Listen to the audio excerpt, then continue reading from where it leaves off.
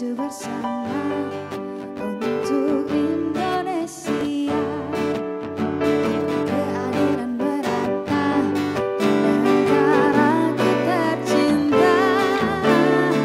Mari topang bersama damaikan Indonesia agar adil sentosa seutuhnya.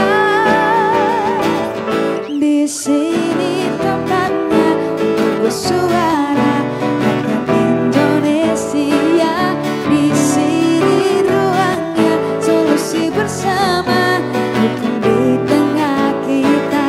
Di sini tempatnya untuk bersuara rakyat Indonesia. Di sini ruangnya solusi bersama, hukum di tengah kita. Hukum di tengah kita.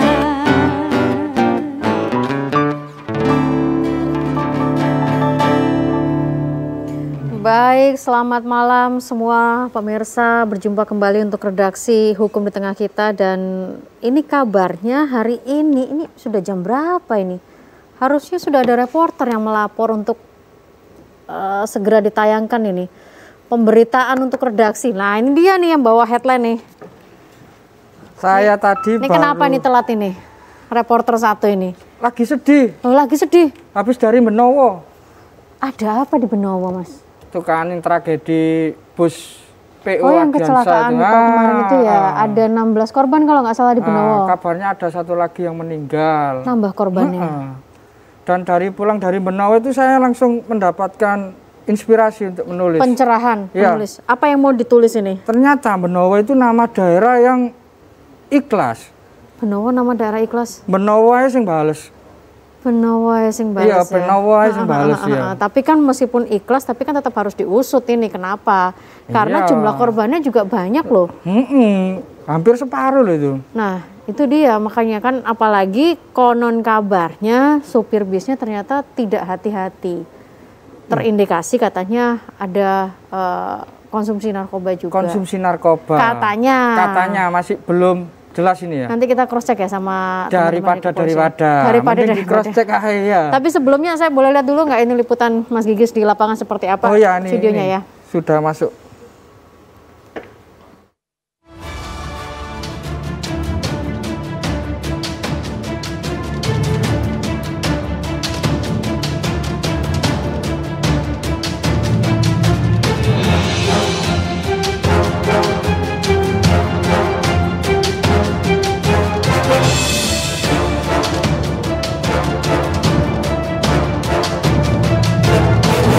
Pemirsa, kecelakaan bus wisata PO Ardiansah di Tol Sumo, Surabaya Mojokerto pada tanggal 16 Mei 2022 lalu mengagetkan sejumlah pihak.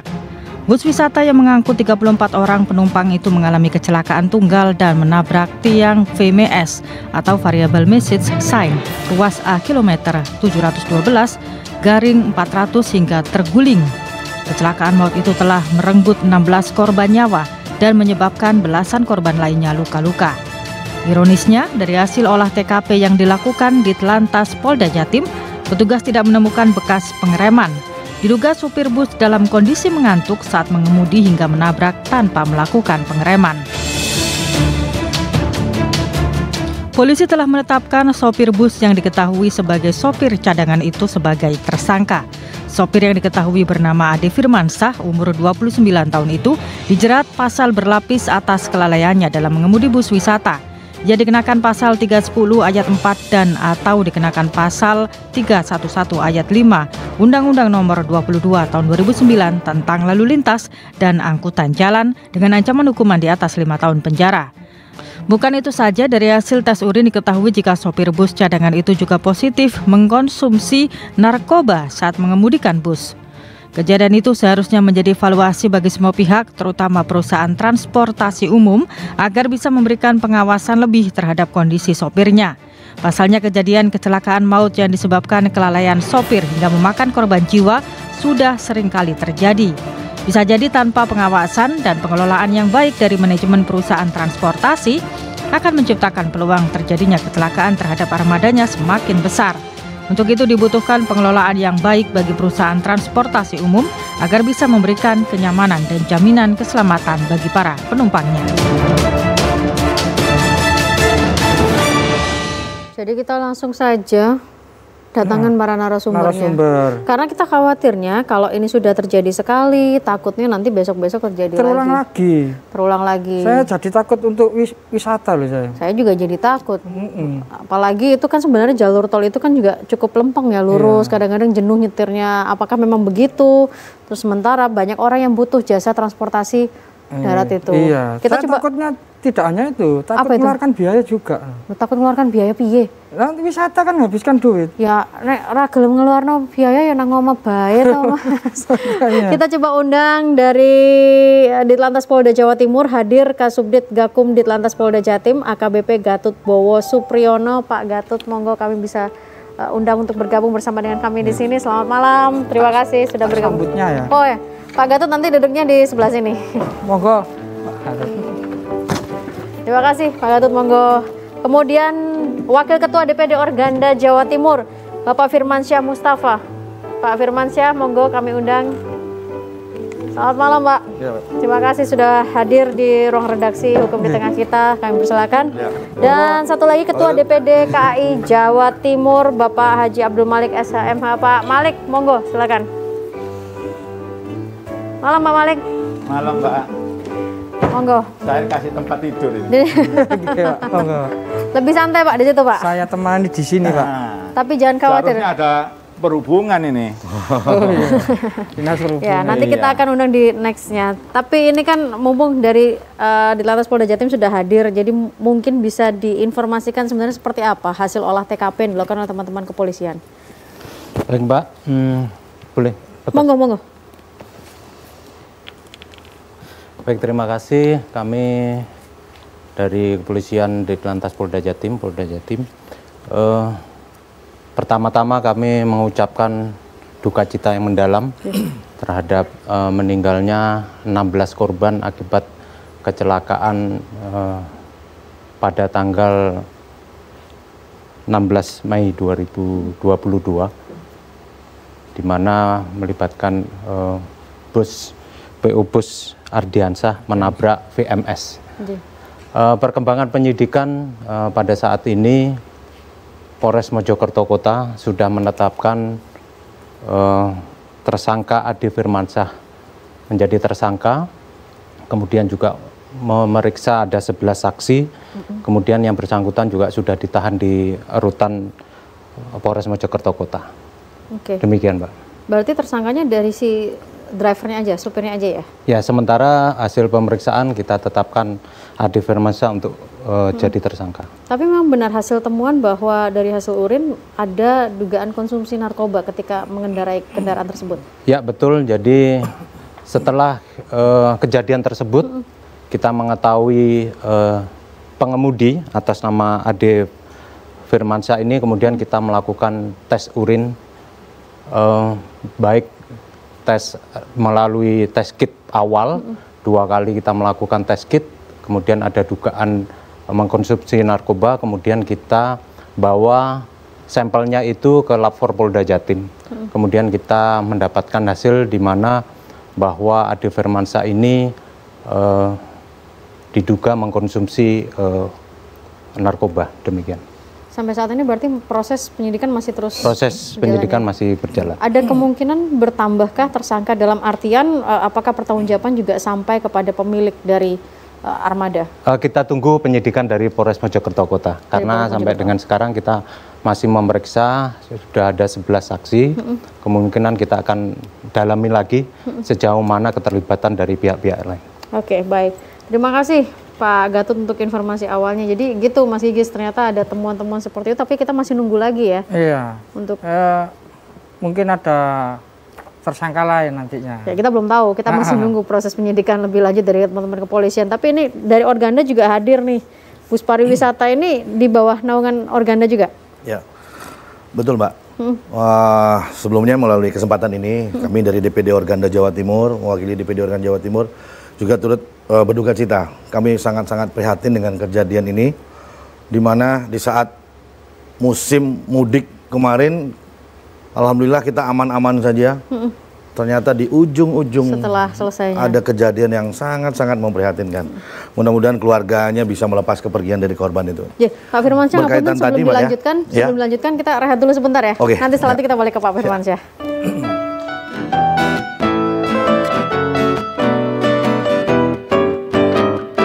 Di sini tempatnya untuk bersuara, rakyat Indonesia. Di sini ruangnya solusi bersama, hukum di tengah kita. Di sini tempatnya. Balik lagi ke Pak Firmansyah, monggo. Ya, jadi melanjutkan pertanyaan tadi, apakah bis pariwisata termasuk anggota Organda? Jadi bisa saya jelaskan bahwa anggota Organda itu adalah semua pengusaha angkutan umum berplat kuning. Berplat kuning, oke. Bis reguler, bis pariwisata, truk, taksi, angkot, travel-travel yang berizin resmi berplat kuning adalah menjadi anggota Organda. Termasuk bis pariwisata Ardiansyah Termasuk ini bis tadi pariwisata Ardiansyah ini secara perizinan perusahaannya memang menjadi anggota Organda juga. Apa sih yang boleh dikatakan ketika menjadi anggota Organda ini berarti fungsi Organda di mana? Kami ini organisasi pengusahanya, Mbak. Dalam artian kami adalah salah satu organisasi yang oleh mitra kerja dari pemerintah. Apabila pemerintah memiliki satu arahan atau pengumuman yang berkaitan dengan transportasi umum, selalu melibatkan kami. Berkaitan mengenai trayek, tarif angkutan, yang memang bagaimana bisa lebih menjembatani antara pemerintah dengan pengusaha. Tapi kalau seandainya ada kejadian-kejadian seperti ini, berarti peran Organda posisinya di mana? Kami di sini kalau misalnya ada kejadian seperti ini, melihat bagaimana hasil penyidikannya dulu, ya. Dan juga kami juga tidak tinggal diam, ikut juga memantau, sebatas pemantauan saja. Sejauh mana sih PO ini? Sejauh mana dia melengkapi dirinya dengan izin-izin yang memang wajib dimiliki oleh sebuah angkutan umum. Nggak gampang, angkutan umum tidak mudah. Makanya ada aturan-aturan yang memang harus mewajibkan dia menjadi angkutan umum yang resmi. Karena memiliki tanggung jawab yang besar, Mbak. Ya, karena Angkutan bawa nyawa banyak orang. umum, kita mengangkut orang-orang seperti ini, dengan adanya kejadian seperti ini, kalau memang dia terbukti tidak memiliki perizinan yang lengkap, yang jelas, ya itulah. Gitu. Bisa jadi tersangka, Pak ya? PO-nya apa? Ada, memang secara undang-undang memang disebutkan di situ. Tapi kembali lagi, bagaimana hasil penyidikannya? Oh, begitu. Hasil penyidikannya ya seperti sekarang ini jelas-jelas disebutkan bahwa dikatakan bahwa pengemudi cadangan, mohon maaf, saya kurang setuju kalau dikatakan itu pengemudi cadangan. Ya. Kita langsung sebut saja kernet. Oh, kernet. Oh ya. Oh, bahasanya kernet Oh, ya. kernet. Ya, Kenapa jadi, Pak, ya? kalau saya bilang pengemudi cadangan artinya dia kan memiliki SIM. Ya. Mohon maaf Pak, itu kan memang tidak punya SIM dia kan? Tidak punya SIM. Dan memang dia ini adalah kernet, bukan pengemudi. Bukan pengemudi. Iya, Pak. bukan pengemudi. Jadi artinya memang udah jelas-jelas dia ini salah. Artinya tidak boleh menyetir, Iya, memang dia tidak boleh membawa boleh. kendaraan tersebut. Itu. Dan saya rasa semua pengusaha angkutan umum terutama bis, reguler, pariwisata tidak pernah sekalipun mengizinkan kernet untuk berada di belakang kemudi. Oh, oke. Tidak ada aturan. Karena itu untuk menjadi seorang pengemudi, apalagi pengemudi angkutan umum, wah, selain memiliki tanggung jawab yang besar, dia juga harus punya kecakapan. Mau dia kernet, dengan kejadian begitu ya tidak ada pengereman segala macam, artinya kan memang dia nggak cakap, memang bukan. Tapi Organda juga melakukan penyidikan tidak secara apa istilahnya tadi yang dikatakan syarat-syarat, katakanlah apakah bus tersebut memang layak begitu, konon kabarnya nggak punya kartu pengawasan juga. Ya, kami tidak sejauh itu, tapi ya berdasarkan informasi dari teman-teman segala macam, bahwa ya mohon maaf mungkin bis ini tidak memiliki kartu pengawasan. Ya, tapi kembali lagi lah ke bagaimana penyidikannya nanti. Jadi harus benar-benar disikapi kejadian begini ini. Kami pengusaha pun juga menyedihkan sekali ini kejadian ini, jangan sampai ada seperti ini lagi. Itu harus ditegaskan lah. Saya bisa merasakan bagaimana bagaimana pengusahanya sekarang. Karena kebetulan kami juga pengusaha, bisa merasakan lah bagaimana sedihnya dengan kondisi seperti ini. Artinya tidak menginginkan lah kejadian ini. Siapapun tidak menginginkan kejadian ini. Menginginkan, Pak. Iya. Terus dari Organda itu memang ada edukasi untuk supir-supir angkutan gitu, Pak? Saya tadi sempat ngobrol. Ya. Kami sekarang ini krisis pengemudi. Oh. Krisis pengemudi. Krisis pengemudi. Krisis pengemudi. Karena apa? Kalau dulu kita lihat pengemudi yang ada sekarang ini kan memang dulunya kan otodidak. Ya. Dia menjadi kernet dulu. Oh ya. Jadi kernet dulu, ikut berapa tahun gitu melihat, kemudian belajar. Akhirnya dia cakap karena memang sehari-hari dia bisa mengikuti, melihat. Ya. Sekarang ini kita lihat di jalan truk trailer besar, hanya supir, hanya pengemudinya saja, tidak ada kernet. Tidak ada kernet. Nah, inilah yang menyebabkan kami ini krisis pengemudi. Tidak ada regenerasi lagi. Gitu loh. Jadi sekarang ini ada pengemudi yang memang ya instan, tapi dari pengusaha PO pun juga tidak sembarangan untuk menerima pengemudi. Harus ada tahap-tahapnya. Selain dia harus memiliki SIM B1 umum, minimal kami melihat dia sudah punya pengalaman. Dan itu susah untuk mencari pengemudi. Ini yang menarik, krisis pengemudi sementara armada juga dan juga peminatnya juga makin banyak begitu ya Pak, apalagi jalur darat juga makin diluaskan dengan adanya tol. Tapi coba minta pendapat juga dari Pak Malik dari DPD KAI Jatim. Laka maut ini kalau menurut pandangan Pak Malik sebagai seorang pengamat hukum gimana? Ya kalau saya setuju, saya kira dari Dirlantas ya, saya ini kan agak membias ya cara bicara itu. Tadi katakan kernet, memang kernet sama supir cadangan itu berbeda. Sangat ya. berbeda.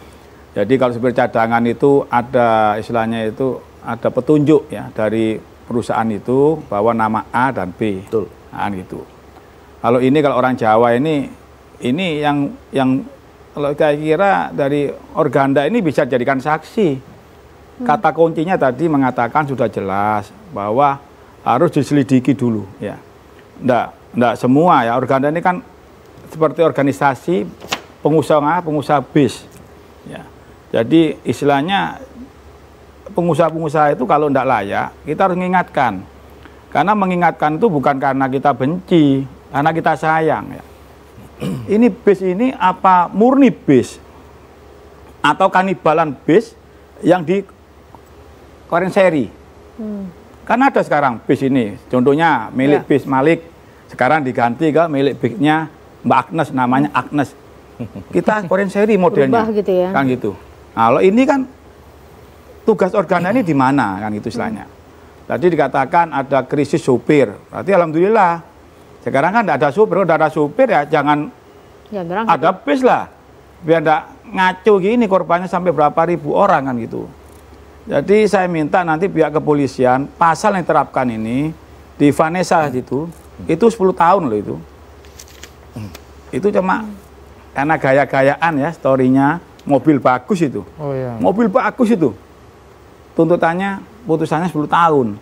Dan ini wajib ya, secara hukum karena ada supirnya itu harus diterapkan pasal 55. Supir kena ini. Pemilik juga kena. Supir ini berarti supir yang memang supir. Memang supirnya. Kalau dia meninggalkan ini tadi katakan oleh yang dari Pak Organda ini dia tidak boleh menggunakan. Nah, ini kan sudah kelalaian. Nah, ini kalimat kelalaian terus serta. Dia lalai. Jadi bukan kernetnya aja, supirnya juga lalai. Nah, sekarang tinggal pinter-pinternya polisi. Kami mohon maaf Pak Polisi, bukan kita ini tidak tahu proses hukum ya. Kita ini sudah capek istilahnya. Jangan sampai ini dipermainkan. Dari pihak kepolisian, dari pihak Organda. Nah, ini yang seharusnya, ini ada perhubungan ini. Perhubungan ini jangan gendengi, seharusnya ada. JTV ini ngundang Dinas Perhubungan. Ini layak apa enggak gitu loh. Jangan dia menerima upeti-upeti dari pengusaha-pengusaha bis, Dinas Perhubungan ini dia enggak bersuara. Nah, ini kan munafik ini Dinas Perhubungan ini, kan gitu istilahnya. Jadi ini ada Organda. Organda ini organisasi pemilik pengusaha bis kan gitu kan. Tadi saya menyimak, bagus sekali. Perlu ini diberikan saksi ahli. Karena kalau saksi ahli dalam konteks tadi dia berbicara Organda ini, pemilik bisa kena 55. sopirnya kena. Jangan dikorbankan si kernet ini. Kami minta kepada penyidik, istilahnya itu, jangan bermain masalah pasal. Artinya kita juga harus menyelidiki kenapa ini sampai dipegang oleh kernet begitu ya. Jadi istilahnya gini, gampang tanya, kamu siapa? Kalau memang ini, ya ini narkoba kan. Lain lagi, split. Nah gitu kan. Orang narkoba itu belum tentu loh. Dia ganja, ya, dia manu sabu. Saya pun kalau dites urin, saya positif. Karena saya ada ring jantung. Obat saya itu obat yang harus resep dokter. Jadi kalau menurut Pak Malik undang-undangnya apa nih? Selain undang-undang lalu lintas termasuk juga di undang-undang pengguna. Ya narkotika kena juga dia. Kena juga ya? Iya diperiksa juga gitu loh. Makanya saya bilang ini kan sudah tangani. Saya bukan, ya mohon maaf ini, bukan tidak percaya sama Mojokerto, Polres Mojokerto, bukan tidak percaya. Seharusnya Polda itu mengambil alih. Ini nasional, ya. Bukannya kita tidak percaya SDM daripada Polres Mojokerto, bukan. Polda jangan diam. Ya. Dirlantas Polda ambil alih ini. Ambil alih. Sopirnya kena ini. Kalau tidak kena ini kami pastikan ini ada permainan. Ini kan sudah Pak Malik. Sopir, bukan itu kernet, Bos. Berarti sopir ininya ya yang harus kena dia sopir kan aslinya ya. Tadi katanya dari Pak Organda mengatakan kernet itu tidak bisa gini-gini. Kurang ajar sekali nih anak ini. Iya, tiba-tiba nyetir ya. Kalau penumpangnya, ya, yang disopir penumpangnya saya ya tahu, kita tegur, kamu sopir apa bukan? Bukan. Jangan nyopir, ini nyawa ini. Itu yang tapi penumpangnya tidur semua, ya wassalamualaikum. Jadi penumpang itu, setiap penumpang di bis manapun juga harus menegur yang kira-kira sopir ugal-ugalan, tegur, hentikan, kan itu kan. Tugas Organda juga gitu persatuannya. Ini layak apa enggak? Tadi kan sudah jelas. Dari penyidik mengatakan ini mobil ini tahun berapa belinya? Layak apa tidak? Nanti dari Lantas, dari Organda ini perhubungan ini yang agak gendengi ini. Ini 5 tahun. Jaraknya berapa meter? Ini tidak layak. Mudah-mudahan didengar Pak sama Dinas Perhubungan, nanti coba kita konfirmasi juga. Kita lihat dulu sebentar ya Pak Malik ya.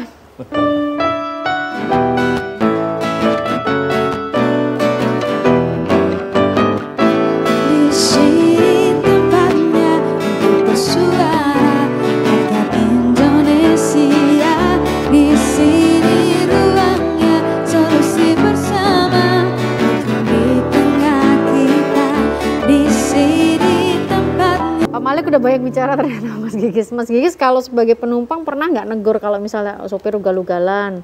Terus ini bukan sopir nih kok berani nggak penumpang negor kira-kira menurut Mas Gigis? Nah kan saya ini tipikal penumpang yang suka tidur.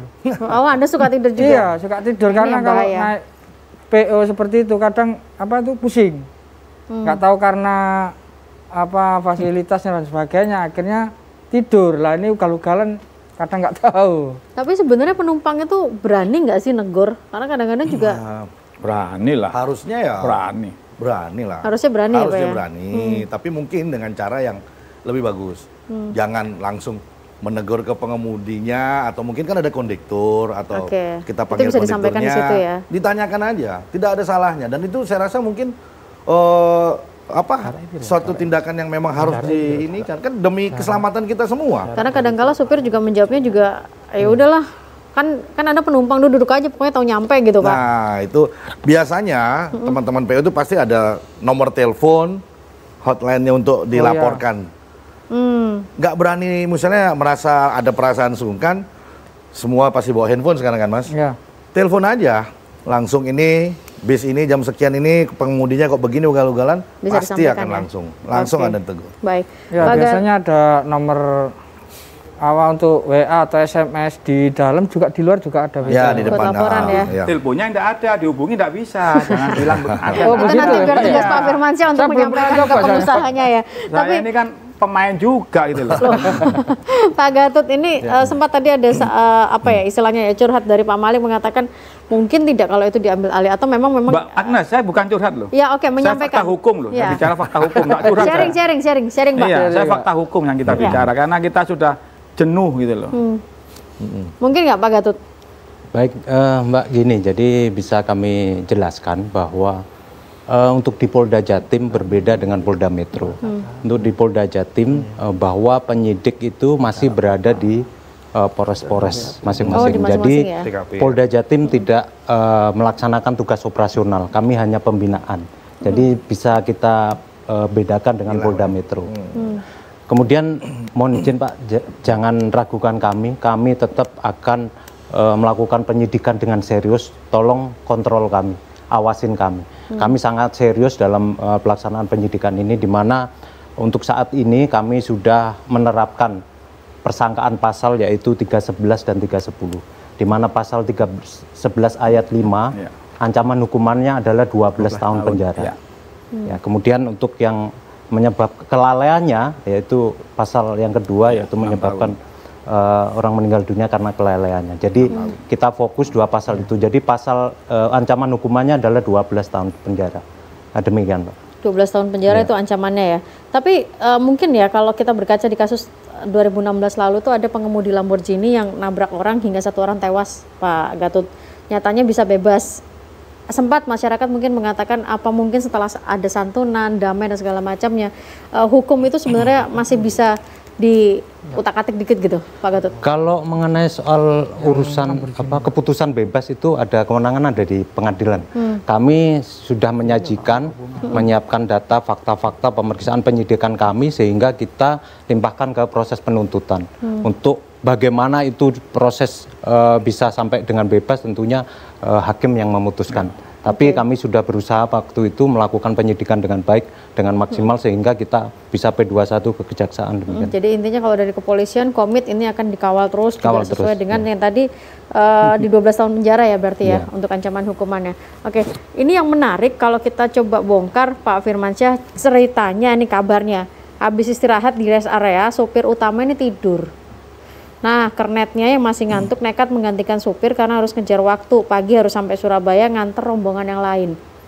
Informasinya seperti itu, Mbak. Informasi seperti itu. Tapi memang berat ya jadi supir apa istilahnya ya. Kayak seolah-olah bekerjaan dengan waktu, tugasnya luar biasa, jam istirahat kurang gitu dan akhirnya ya mau nggak mau seperti ini jadinya. Jadi begini, secara aturan undang-undang lalu lintas memang pengemudi, mohon maaf saya nggak bilang supir.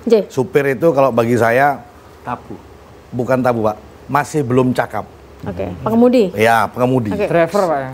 Driver bahasa Inggris, Pak. Bahasa Inggris. Kita menggunakan bahasa Indonesia sesuai dengan ya. Jadi pengemudinya itu memang istirahat. Memang pada hari itu, Mbak, hari itu memang boomingnya pariwisata. Di mana-mana tempat pariwisata itu ramai. Di mana-mana.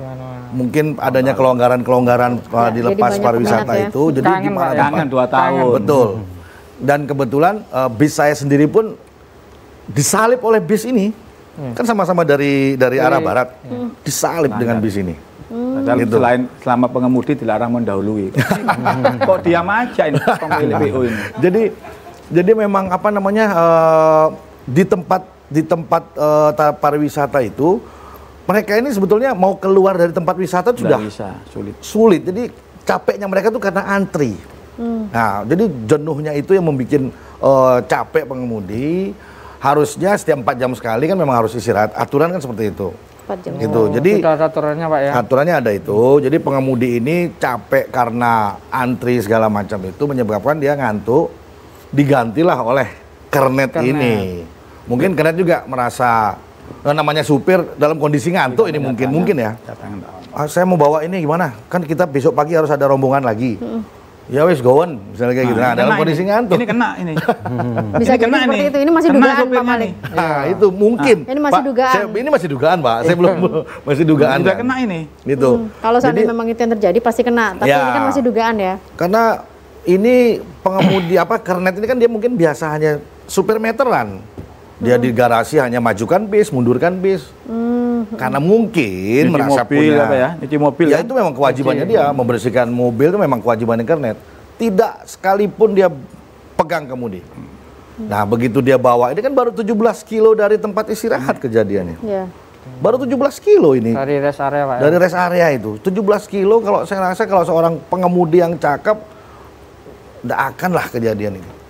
Dan ya disayangkan juga dikatakan kenapa penumpang tidak ada yang menegur, penumpangnya kan tidur semua juga. Loh kok tahu Pak? Dari mana? Informasinya kan begitu. Loh ya jangan informasi Pak, nggak boleh Pak, ini hukum ini. Loh, informasi harus yang jelas datang, bicaranya. Informasi data yang dari, saya kan dapatnya dari media juga Pak. Oh, Iya medianya kan? keliru juga itu. Ya, makanya kalau yang namanya media diluruskan, itu dikatakan pengemudi canangan, kan saya luruskan. Luruskan, Benar, iya, Net? betul, Pak. Nah, Iya kan? tugas Ya, kita saya- meluruskan aja. Ya. Ini kita juga Cuma sambil dinas nunggu. perhubungan nggak datang. Karena ini kita juga sambil nunggu penyidikan dari teman-teman kepolisian di Mojokerto Kota Ya, gitu ya. dikatakan kan bahwa penumpang pada tidur semua, gitu loh. Ya itu yang disayangkan itu. Dibawa baru 17 kilo kejadian seperti itu, saya bilang tadi dia memang bukan seorang pengemudi mendapat kejadian seperti itu tidak bisa mengatasi sudah dia. Kecepatannya cukup tinggi, ya sudah hajar saja. Ya. Kemungkinan besar itu yang terjadi. Hasil ya. penyelidikan tidak diketemukan bukti rem. Bukti pengereman. Bukti pengereman tidak ada, artinya memang dia nggak bisa menguasai lah. Tadi tuntutannya berapa tahun Pak? 10 tahun. 12 tahun. 12 tahun. Penjara. 6 tahun Pak. Saya sebagai pengusaha kalau melihat kejadian seperti ini sangat-sangat menyusahkan ini. Tambah no ae ojo 12 tahun, Pak. Get no pisan. 12 Tapi- tahun itu untuk satu nyawa mungkin, Pak. Iya. Dikalikan berarti ya? Sama supirnya sama pemilik bisnya sekali. Nah, Tapi jujur, mungkin Pak Malik ya nanti ditambahkan juga Pak Gatot karena Pak Malik tadi sempat menyebutkan pasal 55 kan turut serta. ya. Artinya ketika kalau memang dugaan seperti yang tadi disampaikan ya yang kita masih menunggu penyidikan, mungkinkah pengusaha ini tetap kena? Karena kan sebenarnya pengusaha sudah memberikan arahan yang benar, apa yang terjadi di lapangan itu kan ternyata eksekusi dari antara sopir dan kernet. Ya, gini Mbak Agnes. Kita ini bicara hukum kan gitu. Kami dari pihak Lantas mengatakan, aku kenceng Pak, objektif. Nah, kita ini mengingatkan karena kita sayang gitu loh. Nah, kita ini karena orang hukum, kita mengingatkan karena sayang. Tapi kalau ada anak buahnya yang tidak benar, ini yang rusak nanti institusi kepolisian. Karena oknum loh ya. Makanya pasalnya kenapa kok tidak diterapkan pasal 55. Tadi dari Organda mengatakan, Kan masih dalam proses Pak Malik. ya dalam proses lama sekali lah perkara ini, perkara apa ini, cek-cek sudah jelas ini kan. Waduh. Jadi sudah Bentar. Cek-cek Pak ini, Pak. ini cek-cek sudah jelas nih, ini pemudi ini terus Organda mengatakan semua tidur, sopirnya tidur. Kan itu istilahnya. Kunci ini seharusnya aturannya itu jangan keleleran. Kalau keleleran gini ya sopirnya kena gitu loh. Kita mau debat bagaimana, ahli hukum yang bagaimana, gitu loh. Kalau ini tidak kena sopir yang utama ini, nah, saya akan protes ini, gitu loh. Oke. Kami sebagai masyarakat ini tidak benar di penyidiknya ini, gitu loh. Saya setuju, Baik. Pak. Bentar, Benar. kita rehat dulu Nah, itu. sebentar ya. Kayaknya Dan kalau yang, Pak yang Malik, kedua, Mbak, bentar Pak Malik, kita rehat dulu Istirahat sebentar. dulu, Pak. Kita rehat dulu sebentar, nanti balik lagi Pak Malik ya. Kita lanjut lagi nanti. Di sini tempatnya untuk bersuara rakyat Indonesia. Di sini ruangnya solusi bersama hukum di tengah kita. Ya buat pemirsa yang mau istilahnya sharing ya, mungkin berbagi sharing atau mungkin ada masukan juga terkait dengan jerat hukum sopir lalai tragedi bus wisata, monggo bisa di line WhatsApp yang tertera di layar kaca Anda.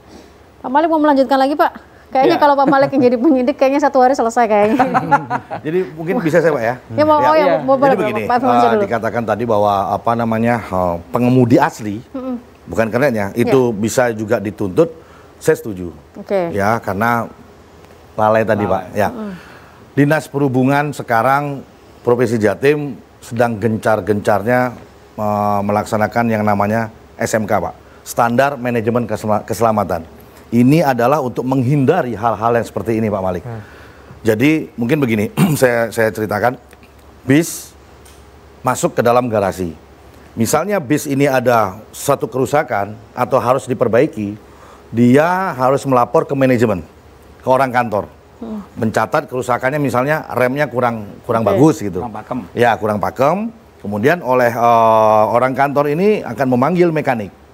Mekanik, bis ini laporannya remnya kurang pakem, kerjakan. Yang kerjakan namanya si A. Oke. Sudah dikerjakan, begitu selesai dikerjakan, si A lapor lagi ke manajemen. Manajemen. Mengatakan bahwa sudah dikerjakan. Begitu bis ini akan keluar, si manajemen, kantor, mekanik, dan pengemudi aslinya itu akan membuat satu kesepakatan tanda tangan bahwa mobil L sekian-sekian-sekian sudah layak, perbaikannya sudah selesai. Itu adalah untuk menghindari kejadian-kejadian seperti ini. Karena beberapa kali kejadian kan sering dikatakan bahwa rem blong. Base dengan rem blong segala macam itu. Artinya dianggap bahwa mungkin saya dianggap pengusaha tidak memperhatikan.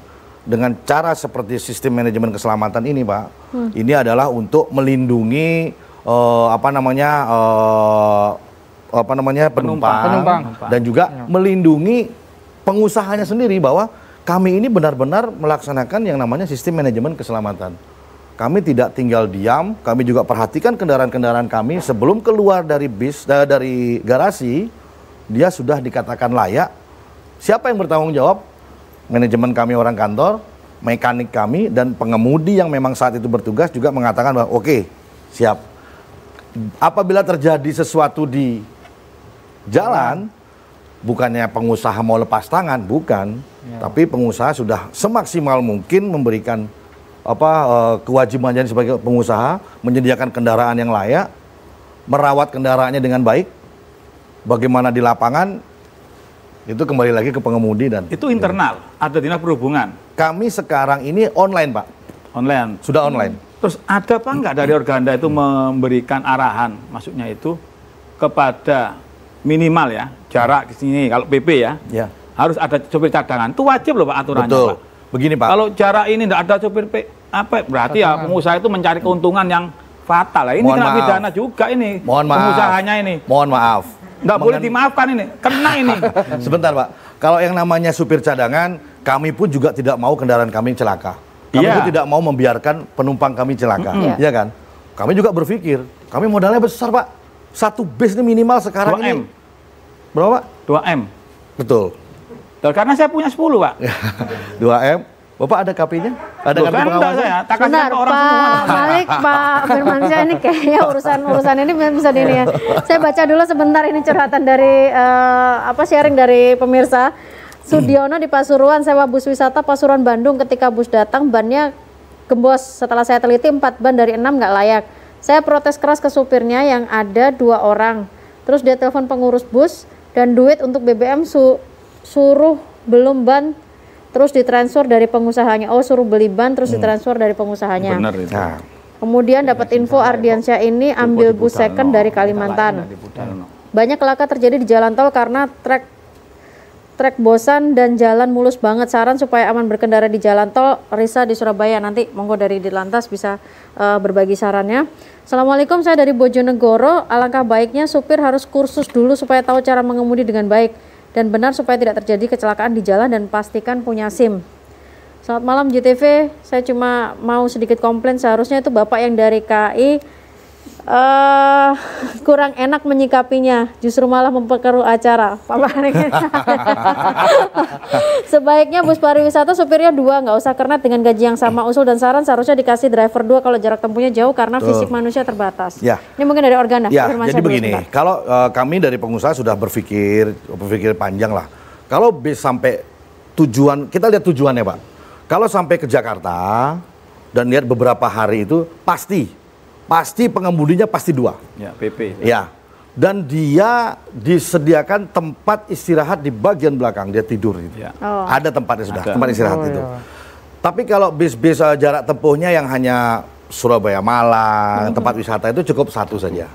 Ke Bali pun 2. Kalau ke Bali cukup 1 Pak. Karena apa? Berangkat pagi, berangkat malam lah ya. Begitu sampai daerah Pasir Putih itu istirahat makan. Itu kan sudah istirahat ya Pak. Kemudian sampai nyebrang istirahat lagi. Ke Bali paling sampai di Bali itu juga hanya 2 jam lah dari Gilimanuknya itu ke tempat wisata. Di tempat wisata dia udah istirahat. Banyak tempat istirahat. Cuma mohon maaf lagi, ada pengemudi-pengemudi yang tidak disiplin, tidak memanfaatkan kesempatan waktu di tempat-tempat wisata mereka tuh beristirahat. Kalau yang tidak disiplin itu artinya sanksinya gimana Pak? Apakah memang itu untuk drivernya, atau pengemudinya, atau dari pengusahanya? Kalau kami dari pengusaha pasti mengatakan bahwa kamu di tempat wisata jangan kongko-kongko, jangan kebanyakan ngobrol sama teman-teman, jangan kebanyakan ngopi, ngomong yang ngawur-ngawur, jangan. Pergunakan istirahat. Di depan kami dia iya saja. Tapi di kejadian di tempat wisata, Ya namanya mereka ketemu teman segala macam, ya itulah yang membuat. Terus ada pesanan daripada istrinya untuk belikan baju kan bisa. Itu tadi bisa tadi. Nah ini mungkin apa dari kami sih berharap dari dari dinas juga menyediakan ada petugas-petugasnya untuk bisa menertibkan. Mungkin juga dinas pariwisata. Oh oke. Dinas pariwisata kami meminta disediakan tempat untuk istirahat pengemudi, Pak. Kami sudah mendatangkan wisatawan ke tempat itu. Tolong disiapkanlah tempat istirahat.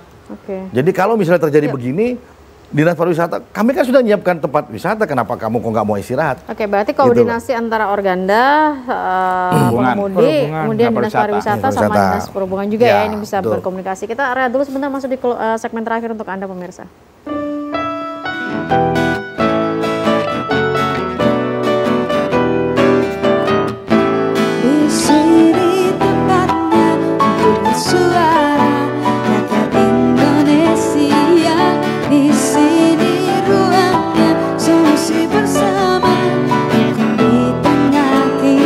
Waktunya makin mepet Mas Gigis, tapi mudah-mudahan ada PR nih mungkin buat Pak Gatot ya dari Ditlantas, saran untuk supaya tidak terjadi kecelakaan, apalagi juga mungkin kan karena kita juga habis mudik juga ya, meminimalisir laka di Jatim itu gimana? Monggo. Baik Mbak, jadi saran kami untuk meminimalisir kecelakaan tentunya yang pertama pengemudi, pastikan sebelum berangkat mengemudikan kendaraan, pastikan bahwa kondisi fisiknya benar-benar sehat, istirahat sehat, dan siap untuk mengemudi. Jadi kemudian yang berikutnya, saya saran juga untuk manajemen operasional dari masing-masing perusahaan kendaraan harus membuat SOP yang baik terkait dengan bagaimana menugaskan pengemudi, terus kemudian bagaimana tata cara berkendara sopir tersebut sampai dengan mungkin bisa pengawasan di jalan dari pertama berangkat sampai dengan pulangnya. Kemudian kami juga mengingatkan kepada seluruh pengemudi apabila di jalan merasa lelah, bahwa di jalan tol sudah disiapkan rest area. Gunakan rest area tersebut untuk beristirahat. Sesuai aturan perundang-undangan bahwa mengemudikan kendaraan bermotor itu ada batas waktunya, yaitu ada 8 jam atau setiap 4 jam wajib istirahat. Oleh karena itu, tolong aturannya sudah ada untuk pengusaha disosialisasikan kepada pengemudi, kemudian pengemudi juga mematuhi aturan-aturan tersebut. Demikian. Terima kasih Pak Gatot. Pak Malik, singkat, monggo. Ya, saya minta perkara ini harus disikapi ya, istilahnya. Saya tidak mau ada tersangka tunggal karena sudah jelas tadi, ada alurnya sudah jelas, karena lalainya para supir kan gitu istilahnya. Jadi bukan kita ini menjerumuskan seseorang, karena ini masalah nyawa kan gitu istilahnya. Dan kami minta kepada pengusaha bis ya, Organda untuk menerapkan apa yang dikatakan dari Pak Orlantas tadi, di Lantas itu istilahnya. Aturan-aturan sudah baku kan gitu istilahnya. Nah, cuma nanti kalau bis ini tidak layak, maksudnya bis itu kanibal, ya mohonlah pengusaha teman-temannya itu dikandani Pak.